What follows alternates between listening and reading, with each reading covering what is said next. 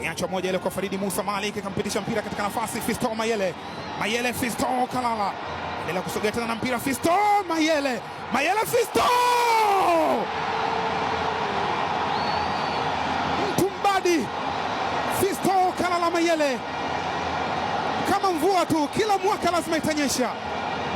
Tazama namna ambavyo alikokota mpira ule, one man show.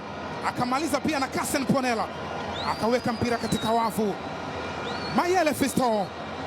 Faruk Shikalo Kalala upande wa kulia, mali imepita upande wa kushoto. Hii nayo imetoka DRC ikapita Kenya, ukajaa katika nyavu za Tanzania, Benjamin Mkapa, Dar es Salaam. Fisto Mayele amefanya kile ambacho alikitanguliza kukifanya Juma Shaban, kwa maana ya kuweka mpira katika wavu. Na hapa kama ilivyoada, Fisto anatetema tena. Fisto Mayele anaendelea kufanya kile ambacho huwa anakifanya mara zote.